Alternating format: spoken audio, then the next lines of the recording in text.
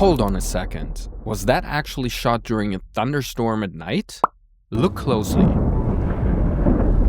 Well, obviously it wasn't. That's why you clicked on this video, right? So without wasting any time, let me walk you through exactly how I created this fake night thunderstorm scene using only cheap budget lights and a little haze. Make sure to stick around till the end because I'm gonna tell you something that really opened my eyes when it comes to cinematic lighting. I started by building some ambience. For that, I used a cheap light tube and manually set it to a cool blue tone, probably around 8000 Kelvin or something. I didn't actually dial in the Kelvin. I just played around with the color mode until it felt right. Oh, and by the way, let's not forget the camera. I set the white balance on the camera to 3200 Kelvin, which made the tube light look very cool and blue. That blue cast of light in the frame acts as our moonlight coming through the window. It also softly outlines me, kind of like a subtle rim light, and it brings out the details like the curtain textures and the pillow on the couch. Next, I enhanced that moody scene by adding a small rig RC60B, set to 65,000 Kelvin and dialed in a lightning effect. I think this looks pretty realistic, and at the same time it hits so many different elements in the frame.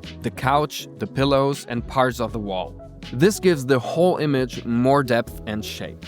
Since we've only set up lights that mimic the outdoor ambience so far, it's now time to play around with the indoor ambience. For that, I set up this practical lamp in the background. That's the visual source of our key light. And because it's tungsten, so around 2700 Kelvin, it adds some beautiful warm contrast against the cool moonlight. But obviously you can see that here it's not powerful enough to light the scene on its own. That's why we need to motivate it. But here's where it gets interesting, because the way I position my key light completely changed the mood of the shot.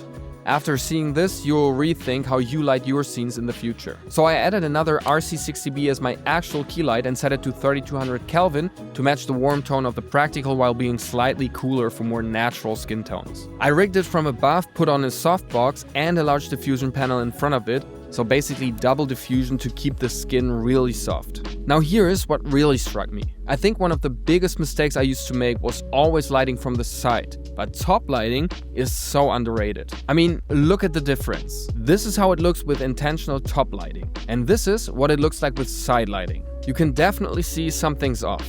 It looks well lit, to be honest, but that's the problem. It's too bright and way too sourcey, as if there is another big light source somewhere outside of the frame. So it definitely doesn't look like it's coming from the background lamp. Also, if you look closely, we now lose a lot of color contrast on the curtains because the blue tube light is now competing with a much bigger and warmer RC60B. Even though for both frames I used the same light, the same settings, and the same diffusion, the difference the angle makes is huge. So I guess what I'm saying is, the angle of the light can really make or break the image. So instead of always going with that default portrait-styled side light, just think about what actually makes sense for the scene you want to shoot. For the top lighting in this scene, I even attached a light skirt as a blocker to block off the last bits of light hitting the walls in the background, to keep it even more moody. As a finishing touch, I added Haze to really bring out the cinematic vibes of this frame. This just softens everything up even more. And after color grading and adding some sound effects, this is what the final shot looks like in the end.